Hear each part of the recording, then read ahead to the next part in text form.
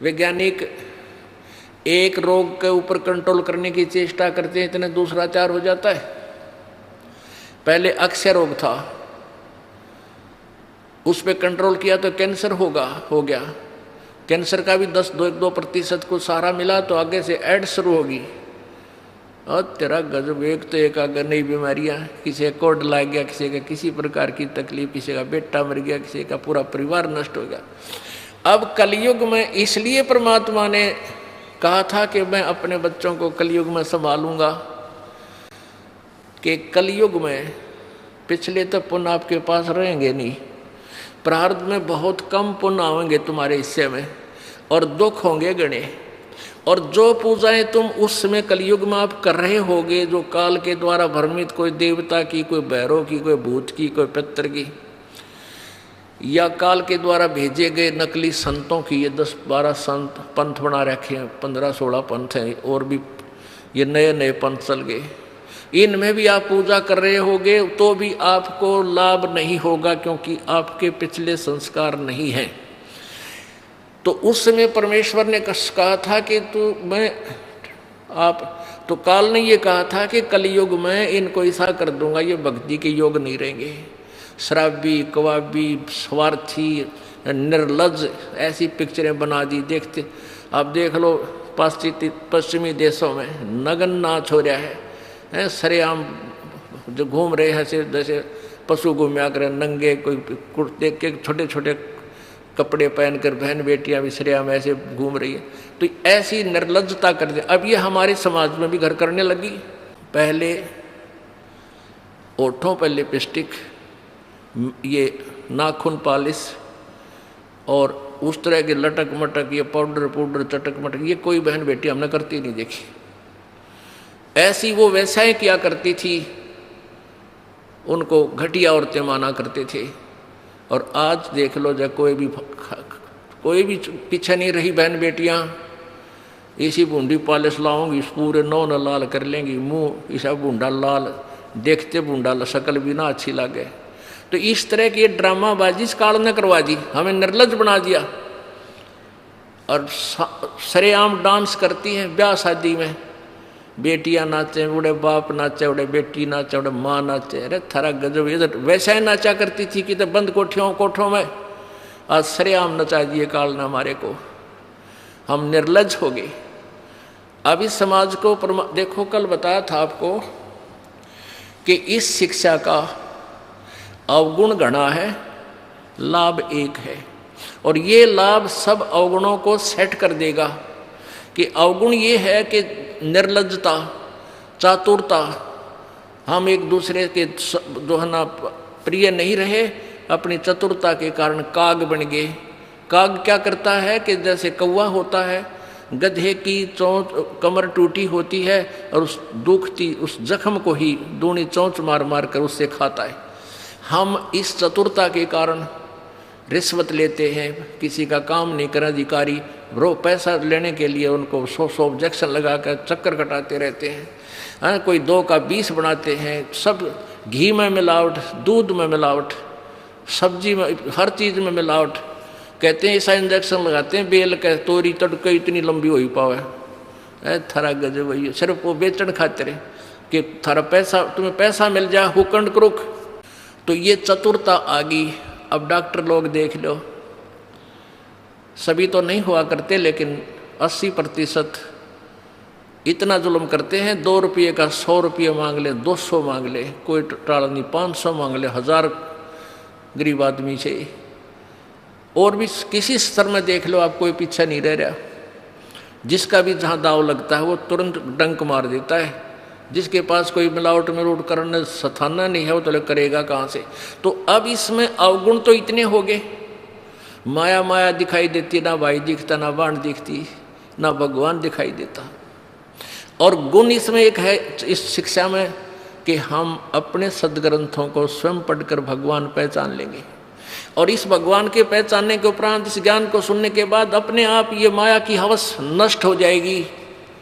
क्योंकि हमें पता चल जाएगा कि हमारे 2 नंबर के काम करने से धन नहीं जुड़ सकता, पैसा नहीं रह सकता, क्योंकि हमारे भाग्य में नहीं है, और भाग्य से ज़्यादा ले लिया तो ना जाने किस प्रकार जाएगा। एक भक्त ने बताया कि मेरा इकलौता पुत्र बीमार हो गया और मैं उसके ट्रीटमेंट के लिए पहले तो किसी ने बताया इस पर छाया है, इस पर प्रेत है, जंतर मंत्र करने वालों के पास लौटा 20-30 हज़ार रुपये वहाँ लगाए।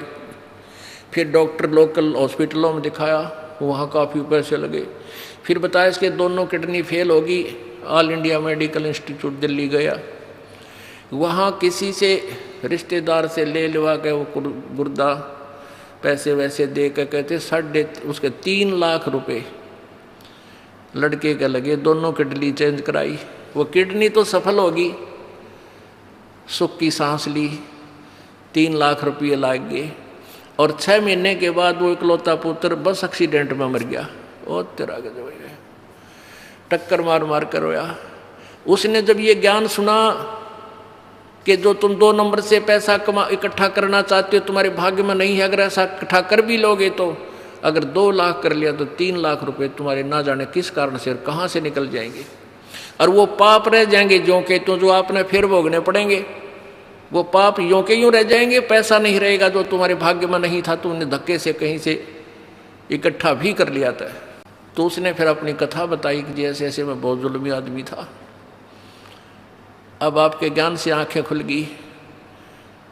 एक 2 रुपये की रील आया करती 20-30 साल पहले, 35 साल पहले। ये कैसेट होती है टेप की, ये टेप चले थे उस टाइम, और उस पर दूसरी कंपनी जो अच्छी बिकती थी उसकी मोहर लगा देते थे और 2 रुपये के रिफल थोक के वाला आता था तोल के बाद से, और 35 रुपये की बेचा करता हुआ कैसेट। किसी और कोई ख़राब हो जाती धमका देता था, भाग जा, ओरिजिनल दे रखी थी बनता है। तो आज मेरे साथ ठीक बनी, और थोड़ी सज़ा है मुझको आपके ज्ञान से पता लग गया, मेरे जैसे दुष्ट को तो और सज़ा चाहिए थी। तो पुण्यात्माओं, इस ज्ञान से इस माया की हवस को तो खत्म कर देंगे, ये निर्लज्जता भी खत्म हो जाएगी। हमारी बहन बेटियों देख लो यहाँ पर किस प्रकार आती हैं, एक देवी आया करती हैं ऐसे, ना कोई फंड करती, अपना सीधे साधे कपड़े पहन कर जो एक आम सभ्य समाज में होना चाहिए ऐसा इनका व्यवहार हो गया है। और जाके देख लो कितने शहरा में कार्टून बने अंडे हैं लड़कियाँ। तो पुण्यात्मा इसको सेट कर देंगे, लेकिन ज्ञान इस शिक्षा की आवश्यकता इसलिए थी कि हम अपने सदग्रंथों को समझकर उस भगवान को पहचान लेंगे, ये अति आवश्यक था। तो परमात्मा कबीर जी ने ये शिक्षा अब सार्वजनिक करनी पड़ी। नहीं, पहले केवल एक वर्ग पढ़ता था, एक वर्ग ब्राह्मण, और उस बाकी सब अपना धंधा करते थे, रोटी का जैसा भी धंधा था, कोई पाली जाया करता, कोई भेड़ बकरियां पालता था, उनकी ऊन बेच के गुजारे करते थे, खाते नहीं थे। कोई गायें पालते थे, कोई खेती करते थे, कोई मजदूरी करते थे, अपना ठीक टाइम पास कर रहे थे। ऐसा ही काम हमने चाहिए था, और भगवान की भक्ति साथ चाहिए थी। चाहे कोई आज अफसर है, चाहे गरीब है, अमीर है, मजदूर है, किसान है, चाहे दुकानदार है, अगर वो नेक नीति से काम करे अपना और भगवान की भक्ति करता रहे तो सबका मोक्ष होगा। बुराई छोड़नी पड़ेगी, 2 नंबर का धंधा त्यागना पड़ेगा, और समर्पण भाव से प्रभु के चरणों में आपको लगना पड़ेगा। मोक्ष दूर नहीं है। अब आपका सौभाग्य है कि परमात्मा ने अब ये समय सिलेक्ट कर रखा है, पूर्व निर्धारित था कि कलयुग में जब बिचली पीढ़ी आवेगी तब इन अंशों को मैं पार करूँगा। प्रथम पीढ़ी में परमात्मा, प्रथम जो पीढ़ी थी, प्रथम चरण में आज से 600 वर्ष पहले कबीर परमेश्वर प्रकट हुए स्वयं, और उन्होंने वो लीलाएं करके दिखाई जो भगवान किया करता है। जैसी लीलाएं कबीर परमेश्वर ने की, आज हमारे वेद बताते हैं कि वो परमात्मा ऐसे आता है, छोटा सा शिशु रूप धारण करके आता है, फिर उसकी परवरिश कुंवारी गांव से होती है, वो बड़ा होकर के फिर अपना ज्ञान प्रचार करता है, उसको लोग कवि कहने लग जाते हैं, वो एक सुप्रसिद्ध कवि की उपाधि प्राप्त करता है, लेकिन वो परमात्मा होता है, और वो ऊपर तीसरे धाम में रहता है, सतलोक में रहता है, और वहाँ से चल कर आता है, गति करके आता है, अपनी प्यारी आत्माओं, श्रेष्ठ आत्माओं को मिलता है। और जो उसकी शरण में आ जाते हैं उनके सर्व रोग, हर तरह के किसी प्रकार की बीमारी है गर्भ में, शरीर में, या कोई और आपत्ति है, कर्म दंड है, उन सब को नाश करके उनको सतभक्ति देता है, सुखी करता है और सतभक्ति करवा के उनको सतलोक ले जाता है। वो था पहला चरण। तो उस समय परमात्मा ने आकर अपनी अमृत वाणी में, सूक्ष्म वेद में, कबीर वाणी में, सच्चिदानंद घन की वाणी में ये सारी सृष्टि रचना, ब्रह्मा विष्णु महेश की उत्पत्ति, ब्रह्म की उत्पत्ति, अक्षर पुरुष की उत्पत्ति और सतभक्ति कैसे करनी चाहिए, कौन है वो परमात्मा जो पाप नाश कर सकता है, ये अपनी महिमा आप ही आकर बताई। आपने कल वेद में पढ़ा कि वो परमात्मा कबीर देव अपने द्वारा रची हुई सृष्टि और सभी देवी देवताओं के जन्म आपकर स्वयं ही बताता है, स्वयं ही ठीक ठीक विस्तार से बताता है और दूसरा कोई नहीं जान सकता उसकी द्वारा रची हुई सृष्टि को। जब परमात्मा 600 वर्ष पहले आए थे, सन 1398 में आके काशी शहर के एक लहर तारा तालाब में कमल के फूल पर एक शिशु का रूप धारण किया था। वहाँ से नीरू नीमा नाम के 2 मुसलमान जो लाए थे दंपति, वो उठा ले गए थे प्रभु को। वहाँ लीलावत परमात्मा जब बड़े हुए, जब 25 दिन के हो गए तो उन्होंने कुछ भी आहार नहीं किया था, तो उसमें कुंवारी गाय का दूध परमात्मा ने अपनी ही लीला से एक कुंवारी गाय मंगवाई थी, भगवान शंकर जी को भी प्रेरित करके वहाँ भेज दिया था। ये अलग कहानी है, फिर बताएंगे। तो कहने का भाव यह है कि जब कलियुग में परमात्मा आए, प्रथम चरण में धर्मदास नाम के एक सेठ बांधवगढ़ के रहने वाले बहुत बड़े धनी व्यक्ति थे, वो मिले। वो ब्रह्मा विष्णु महेश के पुजारी थे। जैसे हिंदू धर्म में जन्म होने के कारण हम सभी वैसी ही पूजाएं किया करते थे, इन्हीं भगवानों को सर्वेश्वर मानते थे, पूजा के योग मानते थे। तो जब धर्मदास जी को परमात्मा ने ये ज्ञान कराया, धर्मदास जी ने भी एक हिंदू धर्म की रीति से एक रूपदास नाम के गुरु बना रखे थे। उस रूपदास जी ने जैसा भी उनको ज्ञान फीड कर रखा था वो सारा वो जानते थे। गीता जी का पाठ करते थे, पुराणों को भी एक श्रोधार्य मानते थे। तो परमात्मा कबीर जी ने धर्मदास जी को सभी ग्रंथों में बताया कि इसमें ऐसा लिखा है, इसमें ऐसा लिखा है। अब धर्मदास जी पढ़े हुए थे, उसने देखा सारे सदग्रंथों में ऐसा लिखा है, गुरु जी जो बता रहे हैं सत्य है, लेकिन धर्मदास जी की बात को कोई मानने को तैयार नहीं था। धर्मदास जी ने कहा, प्रभु आपने जो ज्ञान दिया ये मेरे हृदय में समा चुका है और इस ज्ञान को कोई भी सुनने को तैयार नहीं है। रिश्तेदार से कहता हूँ वो भी उल्टा होता है, तो मुसलमान बन गया है, तो देवताओं के बारे में गलत बोलता है, तेरी जीभ कट जाएगी, तेरा नाश हो जाएगा, अब मेरा पीछे पड़ लेते हैं। तो परमात्मा बोले, धर्मदास तो 1,00,000 दुहाई, ये सार ज्ञान की तबार ना जाई। ये जो ज्ञान इब्बा मत बताइए किसी ने, धर्मदास तो 1,00,000 दुहाई, ये ज्ञान अभी ना बताना कि ब्रह्मा विष्णु महेश के माता पिता है, उस वहाँ लिखा और वहाँ लिखा है, अभी रुक जा, तेरे को बता रहा हूँ मैं। नहीं तो ये नकली संत, ये नकली ऋषि, मैं ऋषि आगे ये डोल पीटते पाओगे। और सत्य कलयुग के अंदर इस काल से मेरा वचन है कि पिछली पीढ़ी में इनको मैं ये सारा खजाना दे दूंगा अपने बच्चा तक, और ये सारे नकली संत फेल होंगे उस समय जा करके जो गीता और वेदों और पुराणों के आड़ में रोटी खा रहे हैं। तो तब मेरे बच्चे मुझे पहचान लेंगे। अब तो इसका जिक्र मत करना किते है। धर्मदास तो 1,00,000 दुहाई। पुण्यात्माओं, इतना बढ़िया ज्ञान मिले पाछे के डट्या जा आदमी, उसने बता दो कसूती ललक उठा। इब आप हो, आपको जब ज्ञान हो जाता है, अपना मोक्ष तो आप भूल जाते हो, मेरा तो मोक्ष होगा ही होगा, फिर भाई को, बहन को, रिश्तेदार को, सबको सुनाने की चेष्टा करते हो, ऐसी उमंग भर जाती है, ऐसी प्रेरणा होती है, स्वाभाविक है और यह होनी भी चाहिए। लेकिन धर्मदास को परमात्मा ने रोक दिया था कि तू बस जिक्र मत करना। धर्मदास तो 1,00,000 दुहाई, ये सार ज्ञान, मूल ज्ञान की तबार न जाई। मूल ज्ञान बाहर जो पढ़ी या बिचली पीढ़ी हंस नहीं तरही, और मूल ज्ञान को जब तक छुपाई तब तक छुपाई जब तक ये 12 पंथ ना मिट जाए। अब ये सारे पंथ खत्म हो लिए, कंडम हो लिए।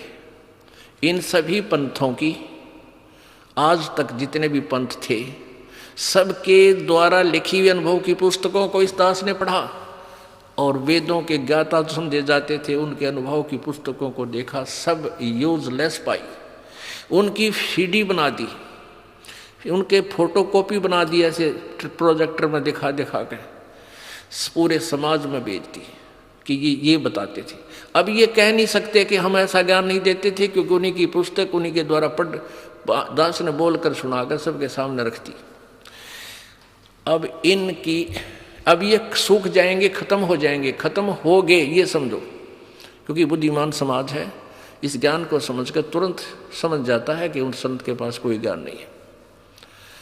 अब ये सभी पंथ नष्ट हो जाएंगे। कैसे होंगे? धीरे धीरे, थोड़ा समय लगता है, लेकिन हो जाएंगे। जैसे पहले हम छोटे छोटे थे, वर्षा के दिनों में कहीं खेतों में, किसान के घर जन्म था इस दास का, तो खेतों में जैसे किसी ने आम खाया और फेंक दी गुठली, वो वर्षा ऋतु में फिर वो उग आते थे, वो कहीं किले के बीच में, कहीं कहीं पर ऐसे छोटे छोटे पौधे उगाते थे।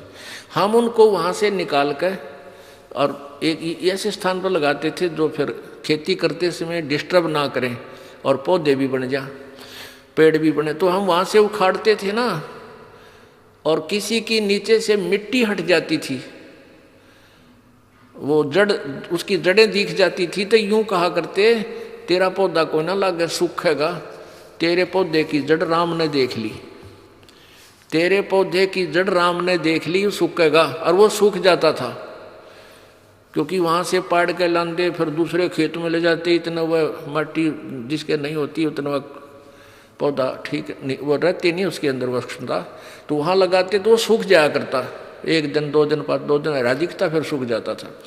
तो अब इन सभी पंथों की जड़ राम को दिखा दी, परमात्मा को ने, इस दास ने इनकी जड़ दिखा दी समाज को कि इनके पास ये धन था, तुमने मूर्ख बना रहे थे, ना कोई भक्ति का पता, ना ज्ञान का पता, ना कोई इनके पास मंत्र सही, ये आपको काल के जाल में फंसाएंगे। तो अब ये परमात्मा ने कहा था कि धर्मदास तो 1,00,000 दुहाई, ये सार ज्ञान, ये मूल ज्ञान की तबार ना जाई। और फिर ये कहा था कि मैंने तेरे को ये सारे मंत्र दे दिए, ये तीनों मंत्र दे दिए थे धर्मदास जी को परमात्मा ने, ओम, तत् और सत। तत् भी सांकेतिक है और सत भी सांकेतिक है। अब परमात्मा ने कहा था कि ठीक है, इस ओम और तत् जो दूसरा मंत्र है ये तो तू डिक्लेयर कर भी सकता है, लेकिन सार शब्द जो तीसरा मंत्र है, जो सत शब्द है, जो सत तीसरा नाम है, उसके विषय में तू जिक्र मत करिए, किसी को मत बताना। धर्मदास तो 1,00,000 दुहाई, ये सार शब्द की तबार न जाई, सार शब्द बार जो पढ़ी, बिचली पीढ़ी हंस नहीं तरी। अब आज तक इस पूरी पृथ्वी पर ये 2 मंत्र का जाप तो सार्वजनिक पहले भी हो चुका था इस गरीबदास पंथ में। कबीर जी ने भी अपनी वाणी में लिखा है, ओम और दूसरा मंत्र जो तत् है, ये दोनों मिलकर सतनाम बनता है। लेकिन इसको ना कबीरपंथी समझ सके, ना गरीबदास जी वाले समझ सके ये मंत्र क्या है, और के में मंत्र देते रहे, और वो क्लियर लिखा हुआ है, लेकिन सार शब्द फिर भी गुप्त रखा है। धर्मदास तो 1,00,000 दुहाई, ये सार शब्द की दबार न जाही, इस सार शब्द के बारे में केवल इस दास को अधिकार है आपको देने का, इससे पहले किसी को अधिकार नहीं था। और अब ये सारे आपको सब मंत्र मिलेंगे, आपका मोक्ष होगा। आपका सबसे बड़ा सौभाग्य है कि आपका जन्म इस कलयुग में हो गया, उस चरण में आज बैन उठ गया इस काल का, आप सभी पार होगे, चाहे कोई मजदूर है, चाहे कोई सेठ है, चाहे राष्ट्रपति है। यदि वो सतभक्ति और समर्पण भाव से करेगा तो सभी की जहाज में बैठकर सतलोक जाएंगे। ये ऐसा मंत्र है, आपको दिया जाएगा, ऐसा ज्ञान है। सबसे पहले आपको विकार रहित किया जाएगा, सब बुराई छुटाई जाती है, बीड़ी, शराब, मांस, तम्बाकू, चोरी, चप्पा, ये रिश्वत वगैरह, ये सारी त्यागनी पड़ेंगी। फिर देखना तुम्हारे घर में बरकत, कितना आपको सुख देगा भगवान, आप सोच भी नहीं सकते। और आप ये सोचा करोगे सचमुच परमात्मा सुना करते ऐसा सुख देता है, आपके घरों में डेली होया करेंगे। जैसे कल आपने देखा, कल आपने सुना उस गरीब परिवार की कहानी कि मेरा छोटे से का बाप मर गया था, और पिताजी की मृत्यु हुई तो लोन ले रखा था बैंक से, वो लोन भर नहीं सका, हमारी बहुत खस्ता हालत थी। और माता अकेली रहेगी, कुमार वाली मजदूरी करे, और लोन आ गया कई हज़ार रुपये रोज़ाना। महीने 2 महीने में बैंक से वो लेटर आ जाए तुम्हारा इतना लोन है भर दो। तो उनकी माता गई थी वहाँ पर बैंक में कि भी ये तुम्हें पर्ची भेजी है, इसका सारा तो मैं नहीं भर पाऊँगी, और जो ब्याज रहित अगर लेना चाहो तो मैं दे सकती हूँ। इस तरह कोई सोच कर गई थी वह, कोई क्लियर करो उनका। तो कलर कहने लगा तुम्हारा बैंक में कोई लोन शेष नहीं है, तुमने सारा भर रखा है। वो उसके साथ शरोरी है कि तू ढंग से नहीं देखता है, तुम कल न फिर मेरे हमारे पर और दुगना तिगना बना के भेज दोगी, तो ढंग से बता मेरे को। उनकी दोनों की लड़ाई, ऊंचे ऊंचे बोलने लगे। बैंक मैनेजर आ गया, कहने लगा बहन क्या झगड़ा है तुम्हारा? बोला जी मेरा हमारे यहाँ चिट्ठी भेज रखी तुमने हैं, और ये हमारे ऊपर लोन है, यूँ नो क्या लोन तुम्हारे पास है नहीं, तुम फिर इसका दुगना बना के भेजोगे, हम थोड़ा थोड़ा देना शुरू करें जैसा हमारी गुंजाइश है, कुछ करें इसका तो बताओ, मुझे क्लियर बताओ। बैंक मैनेजर ने बोला जा बहन जी मैं देखूंगा, मैं खुद चेक करूंगा। उसने खुद चेक किया, कंप्यूटर में देखा, कंप्यूटर में देखा तो कहने लगा तुम्हारा सारा लोन क्लियर है।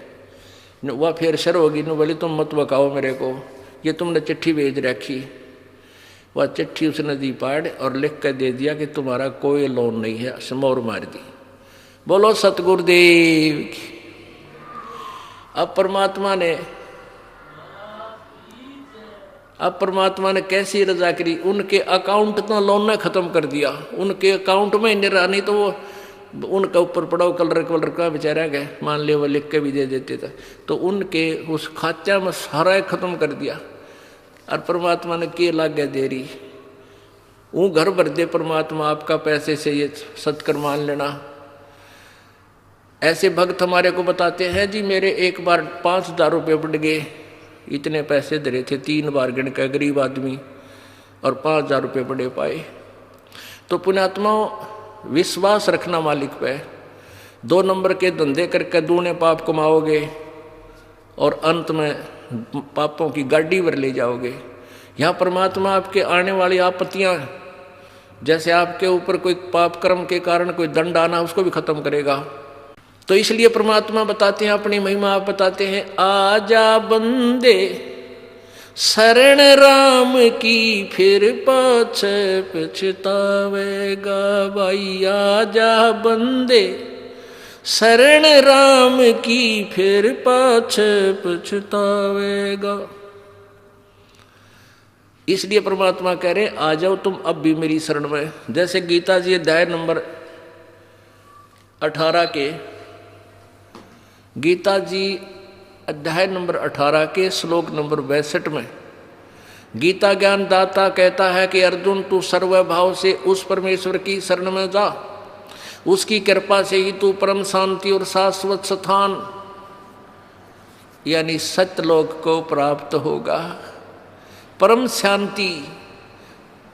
शांति कि वहाँ जाकर तुझे परम शांति होगी, वहाँ कोई कष्ट नहीं उस सतलोक में। वो कैसा है वो सतलोक? भाई शंखों लहर मेहर की उपजे कहर नहीं जा कोई, दास गरीब अचल अविनाशी सुख का सागर सोई। उस सतलोक के अंदर कोई दुख नहीं, किसी प्रकार का कोई कष्ट नहीं, बुढ़ापा नहीं। इस जीव के लिए सबसे बड़ा दुश्मन है बुढ़ापा। मृत्यु भी देखी जा, चल हो जाए तो एक दिन कट जा टंटा। ये बुढ़ापा है ना, ये रुआ ले से इस प्राणी को।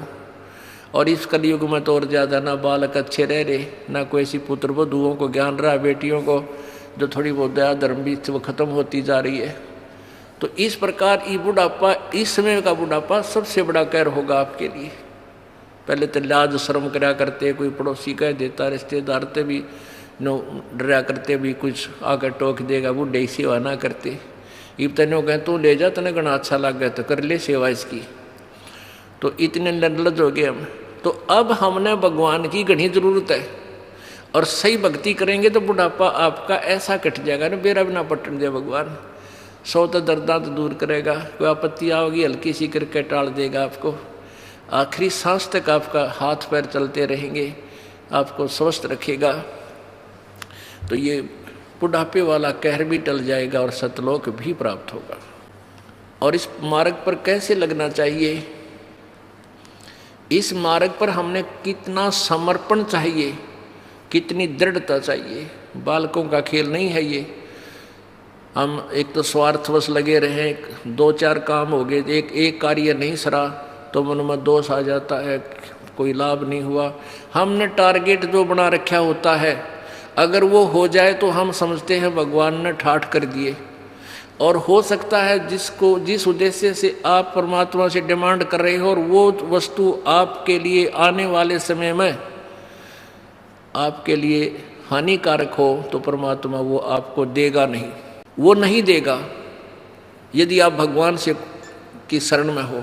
और आपको वो नहीं देगा क्योंकि मेरी आत्मा को ही बर्बाद कर देगा, लगे लगाए पौधे को नष्ट करेगा।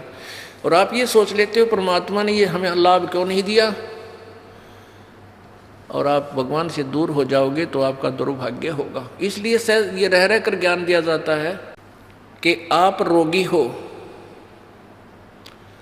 और ये हॉस्पिटल है जन्म और मृत्यु के रोग को काटने वाला। ये वो दीर्घ रोग है जो ना ब्रह्मा से कट सकता, ब्रह्मा का अपना नहीं कटा। विष्णु जी को भी ये रोग है, ब्रह्मा जी को भी रोग है, विष्णु जी को भी मृत्यु का जन्म मृत्यु का रोग है। इस ब्रह्म को भी जन्म मृत्यु का रोग है, पर ब्रह्म को भी है।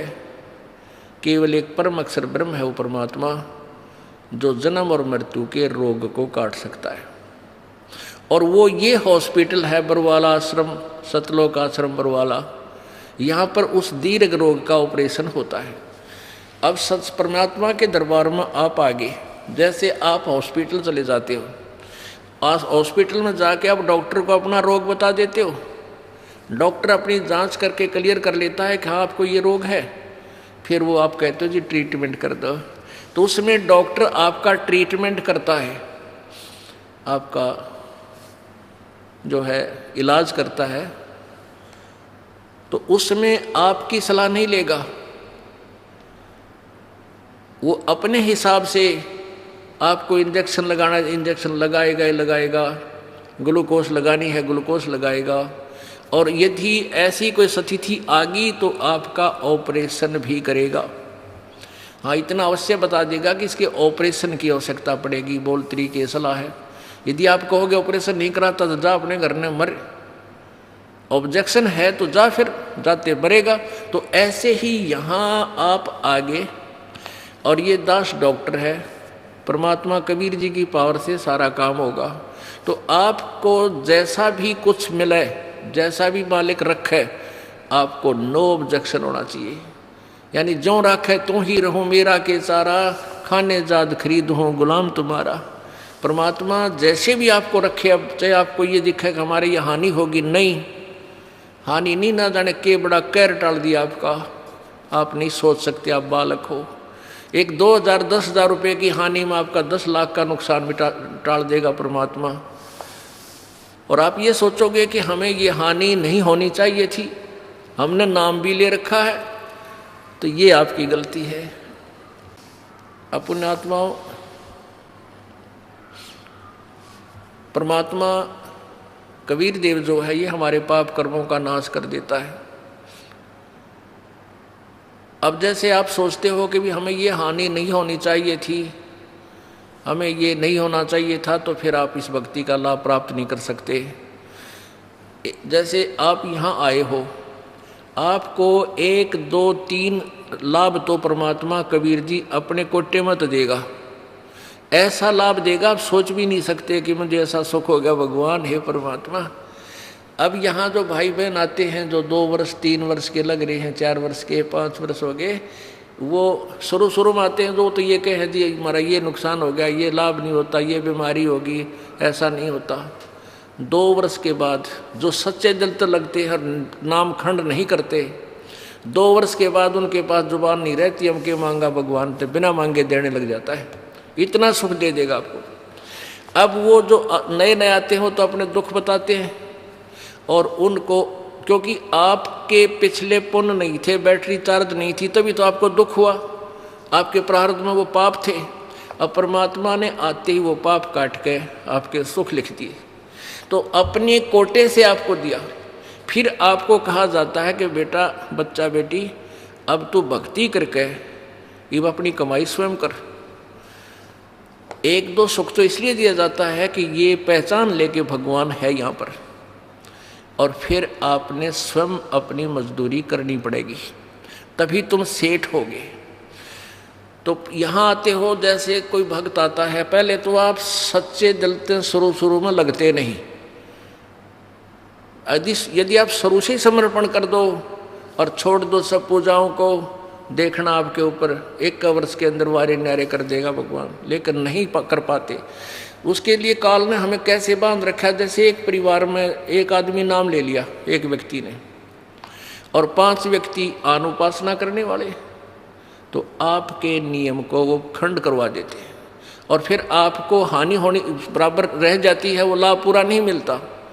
फिर आपको समझाया जाता है, दृढ़ किया जाता है कि ये पूजाएं मत कर, अनुपासना नहीं करनी है।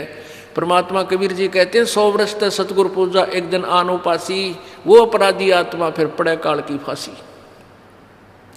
100 वर्ष आपने साधना कर रखी है, परमात्मा की साधना, सत्य साधना, एक दिन अनुपासना कर ली, अन्य देवी देवता क्रियाक्रम कर दिया, तो तेरा सारा नष्ट हो जाएगा।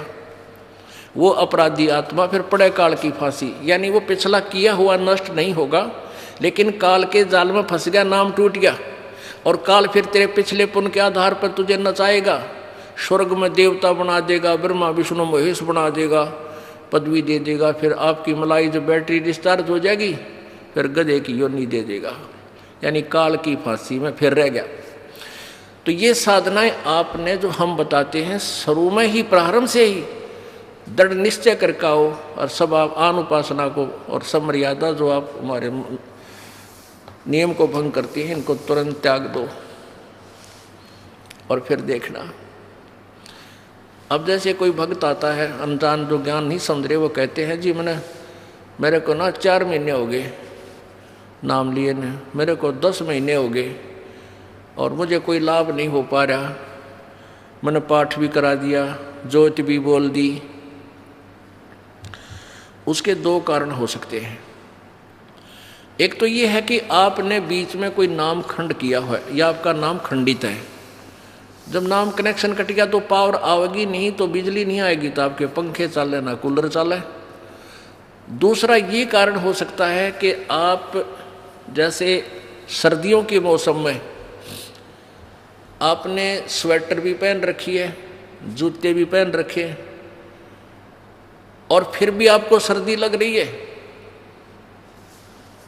तो क्या कारण है कि सर्दी घनी है। सर्दी घनी है तो उसका क्या उपाय है कि जर्सी और पहन, और जर्सी से भी सर्दी लग रही है तो कंबल और ले।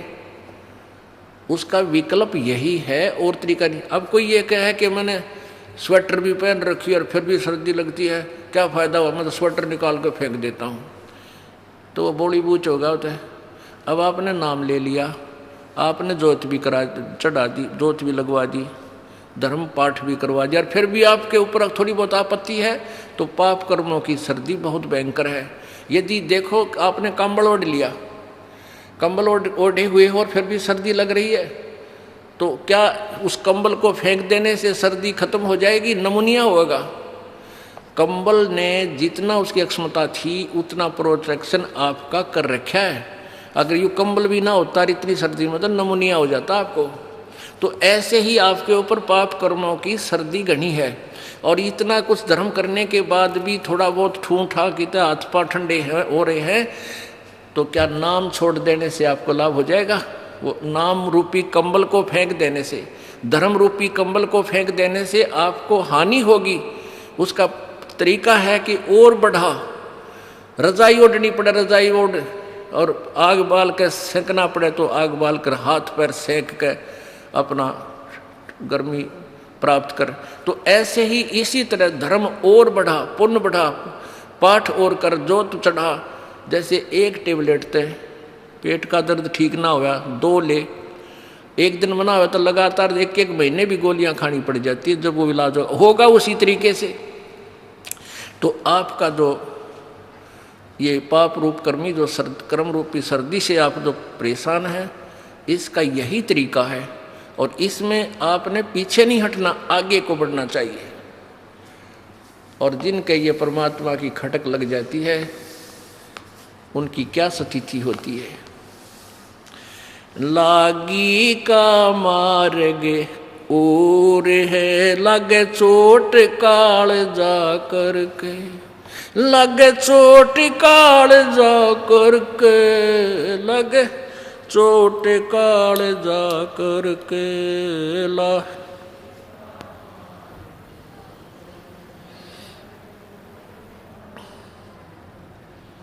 बन बीच भरतरी भूप ने एक मारा ताण निशाना, बन बीच भरतरी मारा ताण निशाना। कोई घड़ी सदी थी आवन की साधु का हो गया आना, कोई घड़ी सदी थी आवन की साधु का हो गया आना। कोई मुआ मर्ग जवा दियो नत तारे धरो न बाणा, कोई मुआ मर्ग जवा दियो नत तारे धरो न बाणा। जिंदा कर दिया डोर था शिष बना परीक्षा करके, शिष बना परीक्षा करके, शिष बना परीक्षा करके। लागी का मार्ग और है लगे चोट काल जा करके, लगे चोट काल जा करके। लागी का मार्ग और है लगे चोट काल जा। गोपी चंद योगी हो गए जिन ले लिया भगमा बाणा, गोपी चंद योगी हो गए जिन ले लिया भगमा बाणा। गुरु महल जनान भेज थे भिक्षा का भोजन लाना, गुरु महल जनाने भेजते डोडी पे अलख जगाना। भोजन 36 छोड़ के भिक्षा का भोजन खाना, व्यंजन 36 त्याग के भिक्षा का भोजन खाना। तन पड़ गया कमजोर था ना खाया उदर भर के, ना खाया उदर भर के, ना खाया उदर भर के। लागी का मार्ग और है लग चोट काल जा करके, लग चोट काल जा करके। लग लागी का मार्ग और है लग चोट काल जो करके।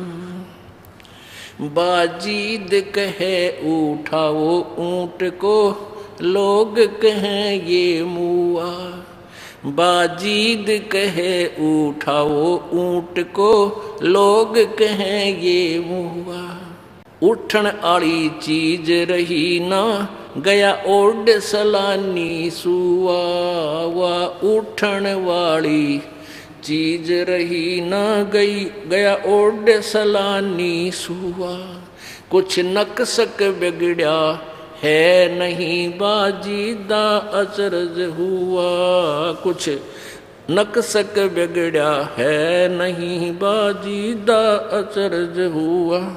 जिन किया अचंबा गोर है राज तजा काल से डर के, तजा राज काल से डर के, तजा राज काल से डर के। लागी का लग चोट काल जा करके लागी का। सुल्तानी मगन बैराग में जिन तज दिया बलख बुखारा। सुल्तानी मगन बैराग में जिन तज दिया बलख बुखारा। कदे पालकिया में चालते अज ठालिया गुदड़ बारा। कदे पालकिया में चालते अज उठा लिया गुदड़ बारा। सब संगी छोड़ी रोवती रोवे था कुण बासारा। सब संगी छोड़ी रोवती रोवे था कुण बासारा। वहाँ शोर मचारण वास में ना देखा पीछा फिर के। ना देखा पीछा फिर के। ना देखा पीछा फिर के लागी का मार्ग।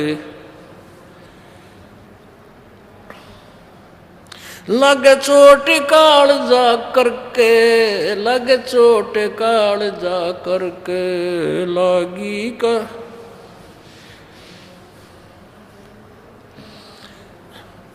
कुएं में शेख फरीद ने किसी मीठी बोली बासा।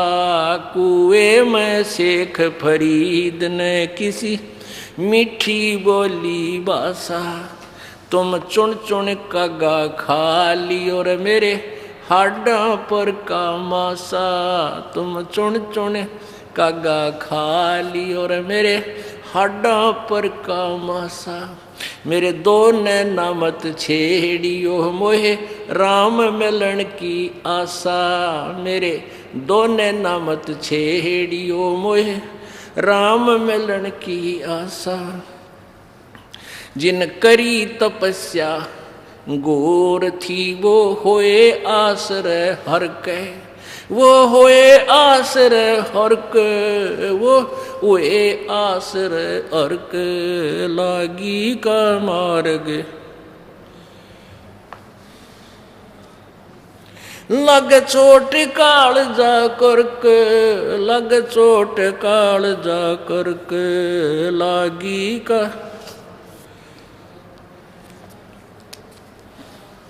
करके लागी का मार्ग जो और है। लग चोट काल जा। पीपा दरिया में कूद गए रजिन कैसी करी डठाई। पीपा दरिया में कूद गए रजिन कैसी करी डठाई। वो नर पाड़ा जीत गए रजिन सिर धड़की बाजी लाई। नर वो पाड़ा जीत गए जिन सिर धड़की बाजी लाई। कह मंगलानंद चेतियो तुम सोच समझ मेरा भाई। कह मंगलानंद चेतियो रे कुछ समझ सोच समझ मेरा भाई। बिन चेते यु झूठा शोर है कुछ जाइयो सुकर्म करके।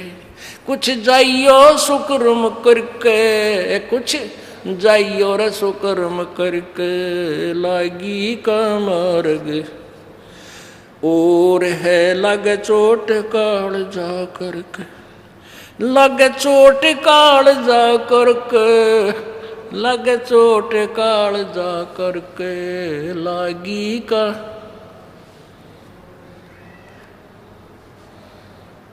सत्साही। अब इस ये शब्द किसी भक्त अन्य उपासक जो था उसका बनाया हुआ है। फिर भी कथा कहानी जिसने भी जो जिस सत्र की भक्ति कर रहा है प्रेरणा इन्हीं महापुरुषों से मिलती है जिन्होंने परमात्मा पाने के लिए समर्पण किया। और परमात्मा उन्हीं को मिला है जिन्होंने तन मन शीश उस परमात्मा को तन मन धन सब तेरा और तेरा तुझको अर्पण के लागे मेरा। अब तो आप आते हो माया मांगने और एक दिन ऐसा दिखा दूंगा आप नो ऐसे लिया करोगे भर भर का जेब। आप मालिक के दरबार में उस देन आया करोगे लेन नहीं, क्योंकि आपके द्वारा किए शुभ कर्म इतने प्रफुल्लित होंगे और आपको माया की के अवगुण का पता लग जाएगा। फिर भी इस माया को जोड़ जोड़ कर इसके लिए 2 नंबर का काम करके कर्म नहीं बिगाड़ सकते। तो समर्पण करोगे, तन मन शीस ईस अपने पे, तन मन शीस ईस अपने पे, पहले में चोट चढ़ावे, जब कोई राम भगत गत पावे, हो जी जब कोई राम भगत गत पावे, हो जी।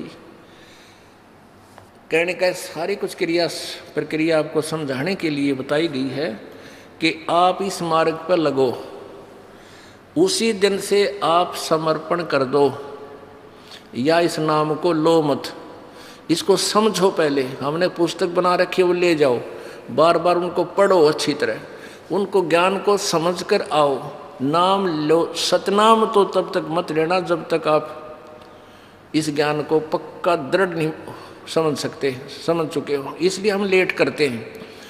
अब प्रथम नाम ले लिया, थोड़ा बहुत खंड वंड हो गया तो चलेगा, और सतनाम लिए पाछे फिर भी तुम गड़बड़ करते रहते हो, तो उतना लेट हो जाओगा। लाभ आपको मिले तोगा, क्योंकि फिर शुरू करवाएंगे, फिर स्टार्ट होगा। तो इतना आप डगमग होकर के विचलित भी हो सकते हो कि नाम हमारा लाभ नहीं हो रहा। लाभ इसलिए नहीं हो रहा कि आप अन्य मर्यादाएं नहीं निभा रहे जो निभानी जरूरी थी। तो उन सब से पहले उनको निभाओ। दृढ़ एक दवाई देता है वैद्य, वो ये कहा करता भाई दवाई से ज़्यादा परहेज गणा काम करेगा। अब जैसे शुगर है किसी का, और डॉक्टर कहता है भाई चीनी नहीं खानी, तो डॉक्टर कोई बॉडी बूझ थोड़ा वैसे कह रहा तू ये चीनी मत खाना, और तो फिर भी चीनी खा रहे हो, फिर कहते डॉक्टर साहब को लाभ तो हुआ नहीं। तो आपके साथ ऐसे बनता है कईयों के साथ कि हम कहते हैं ये पूजाएं नहीं करनी, इनको त्याग देना, हम जो बताएं यही खाना, यही गोली खाना, अर्थात ये दवाई लेना, ये मंत्र जाप करना, और जो पहले तुम करते हो वो नहीं करनी चाहिए। फिर देखना रोज नए चमत्कार आपके घरों में होंगे, आपका थूक सूख जाएगा दुनिया को लाभ बताते बताते कि हमारे घर में ऐसा लाभ हुआ, ऐसा। एक परिवार को यहाँ खड़ा कर दूं जिसने 5 वर्ष 6 वर्ष हो गए नाम लिए ने, जिन्हें सच्चे नीत भक्ति की है मर्यादा में रहते हुए, आप उसके सैकड़ों सुख सुन सकते हो। ये वो कबीर भगवान के दिए हुए, और आपके घर में भी होंगे। अब परमात्मा कहते हैं भाई, कबीर साहब कहते हैं, जैसे मोती ओस का ऐसी तेरी आवे, गरीब दास करो बंदगी बहुर न ऐसा दाव। ये दाव लगे आपका, ये कलयुग का समय, ये वो पीढ़ी पिछली पीढ़ी का समय रहा आपका मनुष्य जीवन, बहन भाई बेटी का। और अब कहते समझा है तो सिर दर पाओ, बहुर नहीं रे ऐसा दाव। ये समय मनुष्य जीवन और ये दास तत्वदर्शी संत परमात्मा कबीर जी का भेजा हुआ, ये सारे नंबर कदे कदे मिला करे। अरीब जो पाछा रह गया, अब भी कोई नहीं पार हुआ, तो उसके साथ नालायक नहीं धरती पे। बोलो सतगुरुदेव। परमपिता परमेश्वर सर्वशक्तिमान सर्व सृष्टि रचनहार, बंदी छोड़ कबीर साहब, कबीर देव, अल्लाहू अकबर, ये वो परमेश्वर है जिसने सर्व ब्रह्मांडों की रचना की, जो हम सब का मालिक है, हम सब का वो पिता है। ये वो परमात्मा है जो बनारस में, काशी शहर में, भारतवर्ष की पवित्र भूमि पर काशी शहर के अंदर एक लहर तारा नामक तालाब के अंदर विकसित कमल के फूल के ऊपर एक नवजात शिशु धारण करके वो परमात्मा प्रकट हुए। वो परमात्मा अपने सतलोक से चलकर यहाँ आते हैं, अपनी प्यारी आत्माओं को, श्रेष्ठ आत्माओं को, दृढ़ भक्तों को आकर मिलते हैं, और इस काल के द्वारा फैलाए गए अज्ञान को समाप्त करने के लिए उन अपनी प्यारी आत्माओं को अपने द्वारा रची हुई सृष्टि तथा संपूर्ण आध्यात्मिक तत्व ज्ञान से परिचित कराते हैं।